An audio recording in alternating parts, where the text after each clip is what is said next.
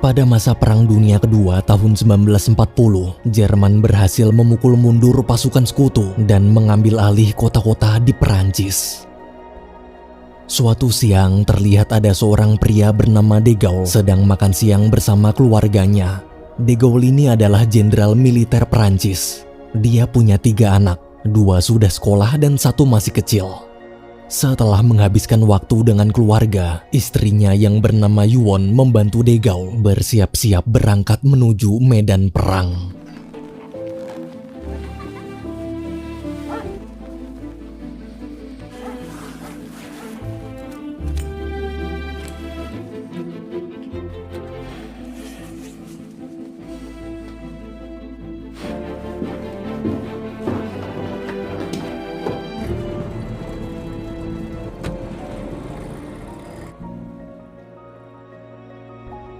Saat sedang bertahan di barak, De Gaulle menghubungi markas pusat untuk meminta bantuan. Tapi markas menolak dan malah menyuruh mundur. Mendengar itu, De Gaulle kecewa. Setelah menutup telepon, karena kesal, De Gaulle mengeluh ke anak buahnya. Kenapa markas pusat hanya mementingkan pertahanan aja? Kenapa mereka takut menyerang balik? Kita tak mungkin bisa meraih kemenangan jika tak memiliki kepercayaan diri. Seorang jurnalis yang mendengar kata-kata De Gaulle barusan kagum, lalu memintanya berpidato untuk mengobarkan semangat para pasukan Prancis. Nanti akan dia siarkan di radio. De Gaulle pun setuju. Mereka berdua kemudian pergi ke lapangan kosong untuk merekam pidato. Sementara itu di rumah, terlihat istri De Gaulle yaitu Yuon sedang membaca surat kiriman suaminya. Dalam surat itu, De Gaulle menceritakan bagaimana kondisi peperangan saat ini. Karena pasukan Jerman telah berhasil menguasai kota-kota di wilayah timur, jadi untuk sementara waktu lebih baik Yuon dan anak-anak pergi evakuasi ke rumah nenek di luar kota. Membaca surat itu, sebagai istri, Yuon cuma bisa mendoakan keselamatan suaminya. 1 minggu berlalu, tepatnya pada tanggal 6 Juni, De Gaulle dipanggil ke kota Paris untuk menemui Perdana Menteri. Di sana, Perdana Menteri memuji pidato yang De Gaulle sampaikan lewat radio. Gara-gara pidatonya, para pasukan Prancis jadi makin bersemangat dan berhasil menahan gempuran Jerman. Berkat kesuksesan itu, Perdana Menteri pun mengangkat De Gaulle menjadi Wakil Menteri Luar Negeri dan langsung mengajak ikut rapat. Selama rapat, Perdana Menteri, De Gaulle, serta Menteri Dalam Negeri memutuskan untuk mendukung perang terus berlanjut. Walaupun terdesak, kita harus tetap memberi perlawanan pada Jerman. De Gaulle meminta para petinggi segera mengirim bantuan ke medan tempur untuk memulai serangan balik, jangan hanya bertahan. Sayangnya, Menteri Pertahanan yang bernama Petain menolak. Percuma. Petain menjelaskan posisi pasukan Jerman sekarang sudah sangat dekat dengan kota Paris. Bila Jerman berhasil mengambil alih kota Paris, maka Prancis akan berakhir. Sebelum itu terjadi, lebih baik pemerintah Prancis menyerahkan diri secara baik-baik dan memutuskan bergabung dengan Jerman. Lagi pula peperangan ini sudah berjalan terlalu lama, terlalu banyak korban jiwa berjatuhan. Kalau ujung-ujungnya Prancis sudah pasti kalah, untuk apa kita menambah korban jiwa lagi? Melihat banyaknya petinggi yang mendukung saran Petain, De Gaulle sangat kecewa. Selesai rapat, Perdana Menteri memerintahkan De Gaulle pergi ke kota London untuk bernegosiasi dengan Inggris agar mau membantu Perancis. Sebelum berangkat, De Gaulle mampir ke sekolah menemui anak-anaknya terlebih dahulu. Dia memberitahu kalau kota Paris sudah tak aman lagi. Karena tadi ibu sudah pergi mengungsi duluan ke rumah nenek, De Gaulle menyuruh kedua anaknya itu segera pergi menyusul dan berkumpul dengan ibu di sana. De Gaulle juga berpesan, tolong gantikan ayah, jaga ibu dan adik kalian.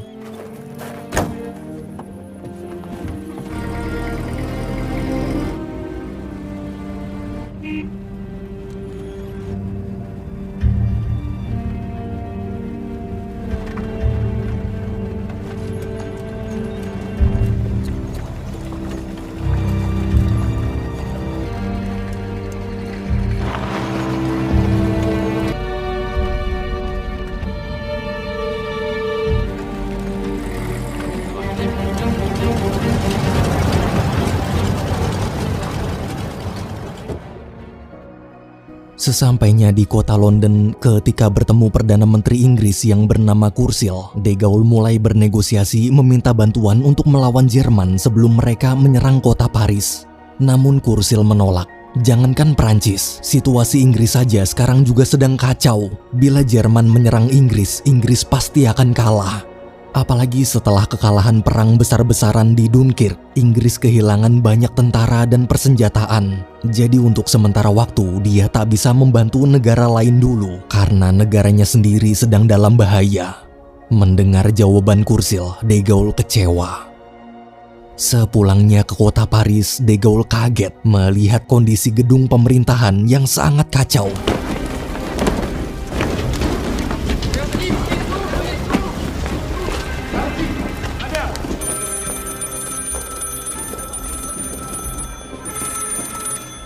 Di kantor, Perdana Menteri memberitahu kalau Jerman sudah tinggal selangkah lagi sampai di kota Paris. Jadi kita harus segera memindahkan pemerintahan ke kota lain, yaitu kota Bordeaux, dan menyatakan kota Paris sebagai kota terbuka.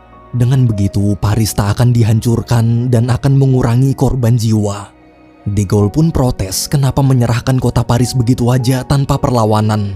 Ini sama aja seperti menyerah. Namun Perdana Menteri tak bisa berbuat apa-apa. Untuk sekarang hanya inilah jalan terbaik. Beberapa hari kemudian, kota Paris benar-benar jatuh ke tangan Jerman. Di kota Bordeaux terlihat semua petinggi sedang rapat. Saat menonton rekaman kondisi kota Paris yang telah dijajah para tentara Jerman, lagi-lagi Petain dan menteri-menteri lain menyarankan untuk segera menyerah. Prancis benar-benar terpojok dan kalah telak. Lebih baik kita mencoba untuk mulai menerima Hitler dan bergabung ke dalam Eropa baru yang akan dia ciptakan. Karena merasa para petinggi sudah kehilangan harga diri, De Gaulle pun meninggalkan ruang rapat. Selesai rapat, waktu De Gaulle sedang berdiskusi dengan Menteri Dalam Negeri, asisten De Gaulle memberitahu kalau Perdana Menteri telah menugaskan De Gaulle kembali ke Inggris untuk bernegosiasi dengan Churchill lagi. Mendengar Perdana Menteri masih belum mau menyerah dan masih berusaha berjuang, De Gaulle lega. Di tengah perjalanan, karena searah, De Gaulle mampir ke rumah nenek untuk menemui keluarganya. Ketika bertemu, Yuan langsung berlari memeluk suaminya. Setelah menghabiskan waktu bersama anak-anak, De Gaulle lalu berbincang berdua dengan istrinya sambil jalan-jalan menikmati pemandangan laut. De Gaulle menceritakan bagaimana kondisi Prancis saat ini. Dia begitu frustasi, semua usahanya seakan sia-sia. Yuan pun mencoba menguatkan dan mengingatkan tentang kisah-kisah sejarah yang dulu suaminya suka ceritakan. Kisah perjuangan tokoh-tokoh hebat seperti Alexander, Caesar, dan Napoleon yang tak pernah menyerah meski menghadapi masalah sangat besar. Mendengar ucapan istrinya, De Gaulle kembali bersemangat. Waktu ingin berangkat, De Gaulle berjanji dia akan berjuang melakukan yang terbaik demi keselamatan keluarga dan negaranya. Sesampainya di London, De Gaulle bersama para delegasi Prancis langsung mengadakan rapat dengan Churchill untuk membahas kerjasama antara kedua negara. Menteri Luar Negeri Inggris menawarkan gimana kalau Prancis dan Inggris bergabung jadi satu negara hanya selama perang berlangsung. Namun Menteri Dalam Negeri Inggris tak setuju. Jika bergabung, maka Prancis hanya akan jadi beban dan justru malah menyeret Inggris untuk hancur bersama. Di tengah perdebatan, dengan tegas Churchill berkata, Prancis dan Inggris sudah seperti saudara. Meski tak bergabung, tapi jika Prancis hancur, cepat atau lambat Inggris juga pasti akan hancur. Churchill pun berubah pikiran dan memutuskan untuk membantu Prancis. Mendengar itu, De Gaulle senang. Selesai rapat, De Gaulle langsung menelpon Perdana Menteri lalu melaporkan hasil rapat barusan. Tapi bukannya senang, Perdana Menteri justru terdengar gelisah, kemudian menyuruh De Gaulle pulang sekarang juga. Sesampainya di bandara, asisten De Gaulle melapor kalau saat ini telah terjadi kudeta. Perdana Menteri sudah mengundurkan diri dan posisi kepala pemerintahan telah diambil alih oleh Petain. Tak hanya itu, Petain juga telah memecat De Gaulle. De Gaulle pun bergegas menemui Perdana Menteri. Ketika bertemu, Perdana Menteri menjelaskan semua yang terjadi selama De Gaulle pergi ke Inggris. Para anggota DPR pendukung Nazi Jerman berkhianat. Mereka menghasut anggota DPR lain agar mau menghentikan peperangan dan bergabung dengan Jerman. Karena kalah suara di DPR, akhirnya terjadilah kudeta. Mendengar cerita itu, De Gaulle berencana ingin kembali ke Inggris untuk melakukan perlawanan dari sana. Ia yakin Churchill pasti mau membantu. Perdana Menteri yang sudah pasrah hanya bisa mendukung. Ia juga memberikan uang simpanannya untuk membantu misi De Gaulle. Setelah persiapan selesai, De Gaulle pun berangkat ke Inggris.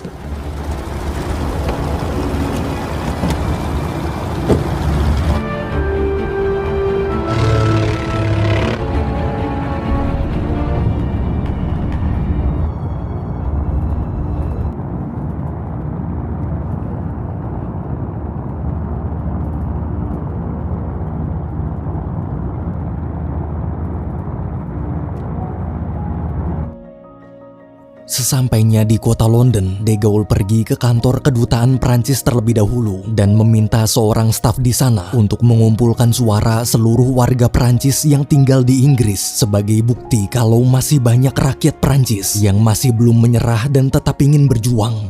Namun di tengah diskusi, tiba-tiba terdengar siaran radio yang mengabarkan bahwa kini Petain secara resmi telah diangkat sebagai Perdana Menteri baru Prancis. Mulai sekarang Prancis juga telah bergabung dengan Jerman. Mendengar siaran itu, semua orang di kantor kedutaan Prancis marah. Bagaimana bisa Petain menyampaikan pengumuman itu dengan bangga tanpa punya rasa malu? De Gaulle lalu bergegas menemui Churchill. Saat bertemu, De Gaulle memohon tolong izinkan dia menyiarkan pidatonya lewat radio untuk mengajak rakyat Prancis agar jangan menyerah. Jika bersatu dengan Inggris kita masih punya harapan. Churchill pun mengizinkan, tapi dia mengingatkan jika berani melakukan itu, maka De Gaulle akan dianggap sebagai pengkhianat negaranya sendiri. Namun De Gaulle tak gentar. Di sisi lain, karena situasi di Prancis sudah tak aman, Yuon mengajak keluarganya segera mengungsi menyusul suaminya ke London. Tapi Bibi dan Ibu Yuon tak mau ikut. Mereka hanya bisa pasrah di sini. Sebelum berangkat, ibu memeluk dan mendoakan keselamatan Yuon.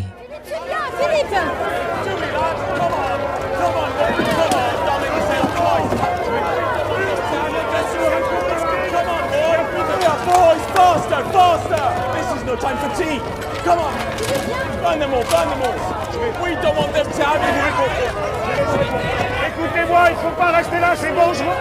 Il faut rentrer chez vous. Place sur aucun bateau. Trop dangereux. Il ne faut pas rester là. Écoutez-moi, il faut pas rester là, c'est dangereux.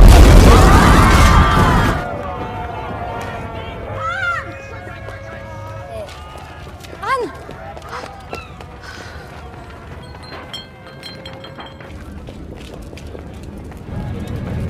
Vite!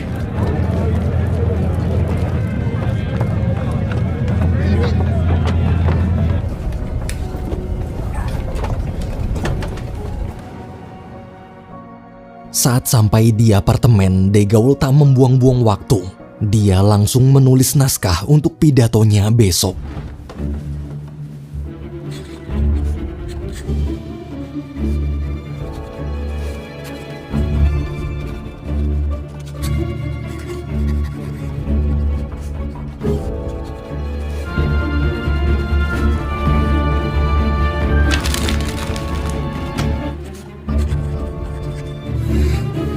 Charles, les avions, dernier mot est-il dit? Vous dit que rien n'est perdu pour la France. Moi qui vous parle en connaissance de cause.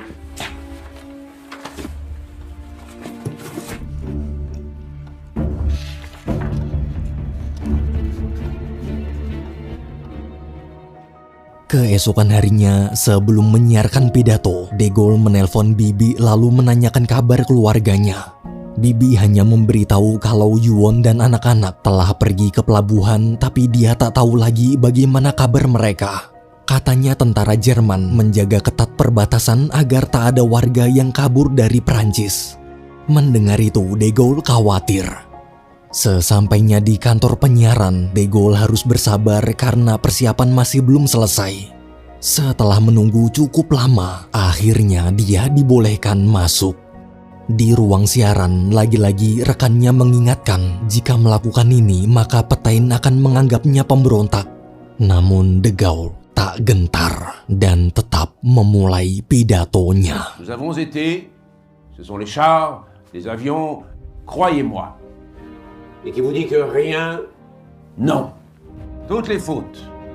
Le destin du monde de la résistance française à se mettre en rapport avec moi. Vous qui viendrez à s'y trouver à la radio de... Di sisi lain, kapal-kapal warga Prancis yang mencoba kabur terus diteror pasukan Nazi Jerman.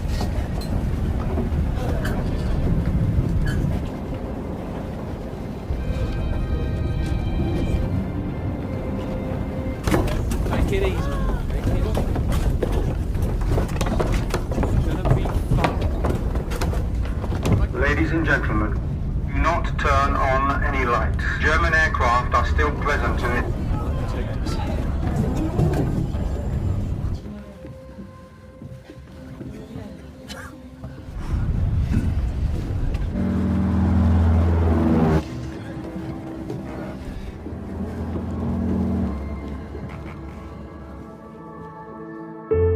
Keesokan harinya, De Gaulle menerima surat dari pemerintah Prancis.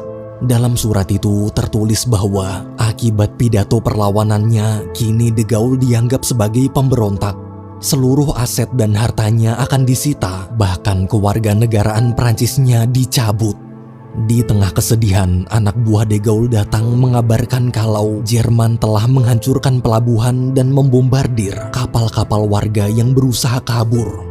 Mendengar itu, De Gaulle semakin khawatir. Beberapa hari kemudian, waktu De Gaulle sedang merenung, tiba-tiba ada telepon yang memberitahu kalau keluarganya selamat.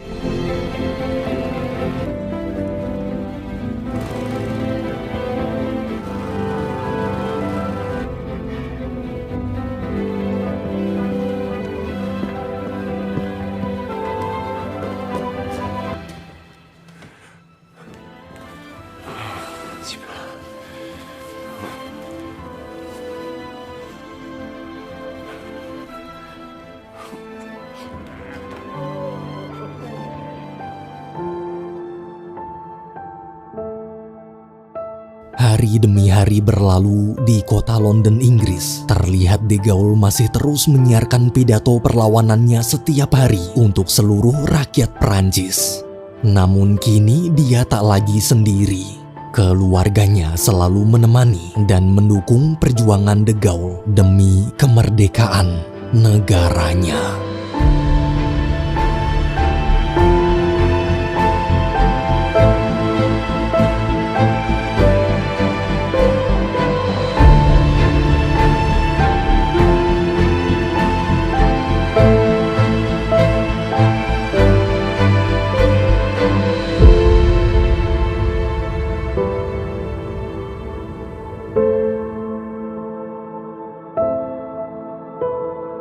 Thank you.